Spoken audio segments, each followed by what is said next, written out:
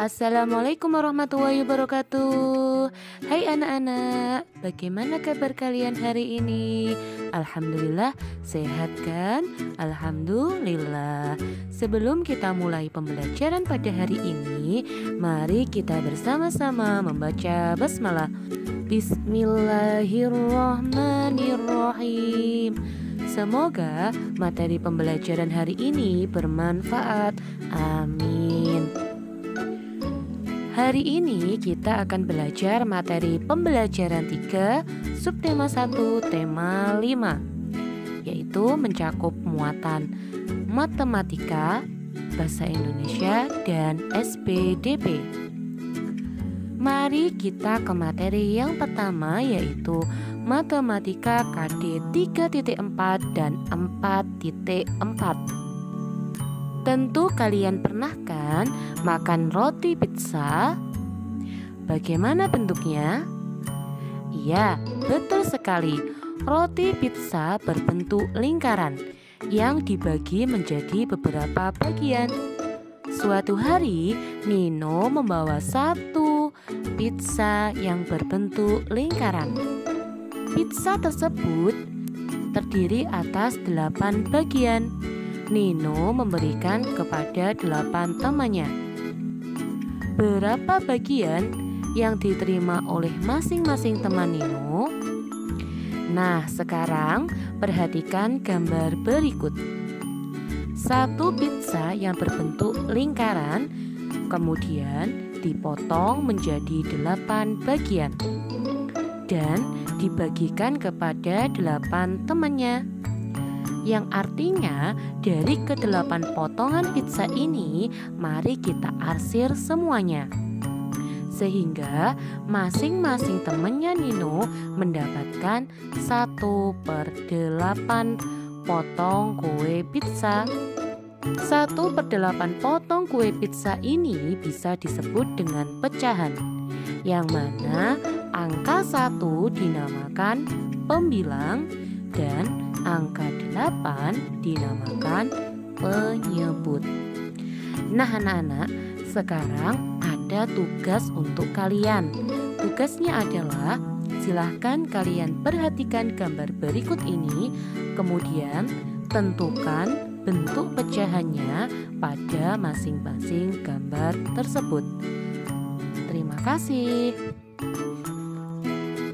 Materi selanjutnya yaitu Bahasa Indonesia KD 3.3 dan 4.3.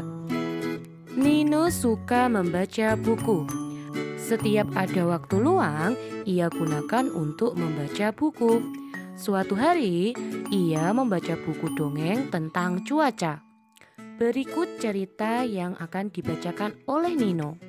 Judulnya adalah Uday dan Raja Negeri Bian-Bian. Cuaca di negeri Bian-Bian sangat aneh. Langitnya selalu biru cerah, tak pernah mendung. Akan tetapi hujan selalu turun tak tentu waktu. Kadang 2 hari sekali, bahkan 1 minggu sekali. Kadang setiap hari. Hujan yang turun tanpa tanda-tanda membuat para petani kelabakan. Padi yang sedang dijemur tiba-tiba dibasahi hujan yang turun di hari yang cerah. Akibatnya, padi penduduk Bian-Bian banyak yang busuk. Satu persatu penduduk Bian-Bian pun jatuh sakit karena kelaparan. Sedangkan di istana negeri Bian-Bian ada seorang pemuda penabuh genderang bernama Uday. Ia disukai banyak orang karena sangat lembut dan baik hati. Sebenarnya Uday adalah adik Raja Bian-Bian. Namun Raja Bian-Bian tidak menyukai Uday karena rakyat lebih mencintai Uday daripada dirinya. Raja akhirnya hanya menjadikan Uday sebagai seorang pemukul genderang kerajaan. Sejak negerinya dilanda kelaparan, Uday menjadi sering menyendiri di kuil istana. Ia merenung mencari jalan keluar bagi masalah yang sedang menimpa negerinya. Suatu hari, seorang pengawal menghampirinya di kuil. "Hai Tuan Uday, Raja meminta Anda untuk mengiringi Raja keliling ke pelosok negeri," kata pengawal itu. Sampai saat ini aku masih belum mengerti kenapa Raja selalu memintaku memukul genderang setiap kali berpergian, tanya Uday. Bunyi genderang itu sebagai tanda bagi penduduk bahwa Raja akan lewat. Jadi mereka harus bersiap-siap untuk memberi hormat di tepi jalan. Tanpa suara genderang, penduduk tak akan tahu kalau Raja akan melewati desa mereka, kata pengawal. Sejak Uday terdiam merenungkan kata-kata pengawal itu, "Hai pengawal, maukah engkau menggantikanku memukul genderang?" pinta Uday kemudian. "Katakan kepada Raja, aku ingin berdoa. Aku perlu menghadap dewa saat ini juga," jawab Uday mantap. Pengawal itu tidak berani membantah. Ia memberi hormat lalu pergi. Uday pun segera kembali ke tempat pemujaan di dalam kuil. Ia kini tahu apa yang akan dimintanya kepada dewa. Uday memejamkan mata dan mulai berdoa. Sementara itu, Raja Bian-Bian murka karena Uday telah berani membantah perintahnya. Diiringi pengawalnya, Raja bergegas menuju kuil tempat Uday berdoa. Namun, ketika tiba di pintu kuil, Raja mendengar gema suara Uday yang sedang berdoa di dalam kuil. Raja mengintip. Tampak Uday bersimpuh di hadapan sebuah cahaya yang sangat terang.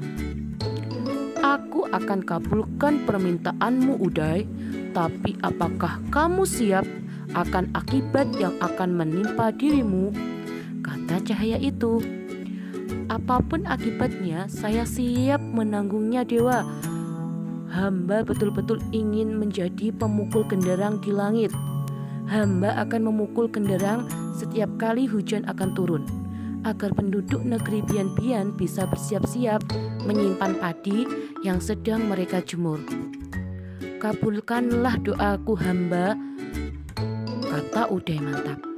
Lalu perlahan-lahan cahaya itu menyelubungi tubuh Uday. Kini tubuh Uday bersinar terang. Lalu berpendar menjadi titik-titik cahaya yang melayang ke langit. Raja Bian-Bian tertegun melihat tubuh Uday yang hancur menjadi cahaya. Uday rela berkorban agar penduduk negerinya tidak sengsara lagi. Menyaksikan ketulusan Uday, Raja bersimpuh di tanah dan menangis. "Tahulah, Raja, kenapa rakyat lebih mencintai Uday daripada dirinya? Hati Uday lebih tulus." Raja lalu berdoa agar dewa mengizinkannya mendampingi Uday yang berkorban bagi negeri Bian-Bian. Dewa meluluskan permohonan sang raja. Tubuh Raja Bian-Bian perlahan berubah menjadi asap tebal menggulung-gulung dan melayang-layang ke angkasa. Raja Bian-Bian berubah menjadi awan mendung. Begitulah setiap kali akan turun hujan. Uday segera memukul genderangnya. Orang-orang menyebut bunyi genderang itu adalah guntur. Sementara awan mendung selalu mengikuti Uday ke tempat hujan yang akan diturunkan. Sejak saat itu penduduk negeri Bian-Bian tahu jika awan mendung bergulung-gulung dan juga disertai dengan guntur yang menggelegar, itu pertanda akan turun hujan. Penduduk negeri Bian-Bian jadi tahu kapan waktunya menjemur padi dan kapan ia harus segera menyimpannya. Sekarang kehidupan penduduk negeri Bian-Bian pun kembali normal. Nah, itulah anak-anak cerita dongeng Uday dan Raja Negeri Bian-Bian. Atau di dalam dongeng tersebut menceritakan proses akan turunnya hujan. Sekarang tugas kalian adalah temukan kata-kata yang berhubungan dengan keadaan cuaca dari cerita tersebut dan carilah makna masing-masing kata tersebut.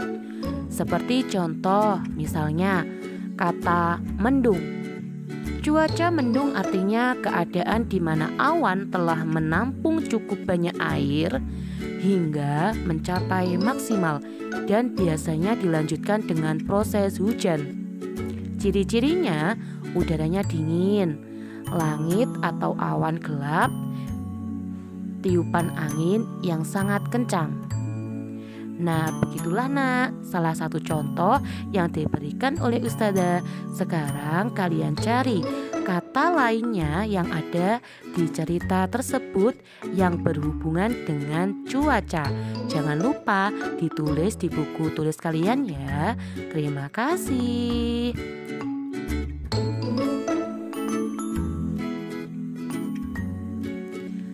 Selanjutnya kita memasuki materi SPDB KD 3.2 dan 4.2. Ketika membaca buku terdengar suara teman-teman Nino dari luar rumah. Teman-teman Nino ternyata ingin mengajaknya bermain layang-layang. Cuacanya sangat cerah, memang tepat digunakan untuk bermain layang-layang. Nino segera mengambil layang-layangnya, kemudian mereka berangkat ke lapangan. Suasana hati Nino sangat senang. Di sepanjang perjalanan menuju lapangan, ia selalu bernyanyi. Nah, berikut lagu yang dinyanyikan Nino. Mari kita nyanyikan bersama-sama ya nak, yaitu lagu Layang-Layang.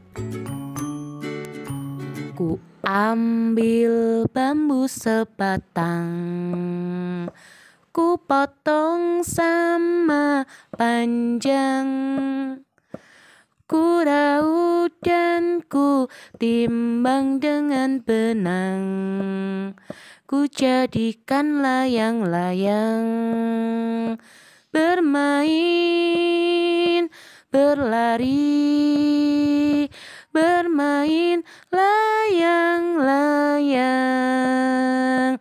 Bermain ku bawa ke tanah lapang, hati gembira dan riang. Kita ulangi lagi ya. Ku ambil bambu sebatang, ku potong sama panjang, ku raut dan ku timbang dengan benang, ku jadikan layang-layang. Bermain, berlari, bermain layang-layang. Bermain ku bawa ke tanah lapang, hati gembira dan riang. Sekarang tugas kalian adalah menyanyikan lagu Layang-Layang yang diciptakan oleh Pak Kasur yang ada di halaman 16 dengan menggunakan ketukan. Terima kasih. Alhamdulillah materi pembelajaran 3 subtema 1 tema 5 sudah selesai. Semoga ilmunya bermanfaat. Amin. Wassalamualaikum warahmatullahi wabarakatuh. Sampai jumpa lagi.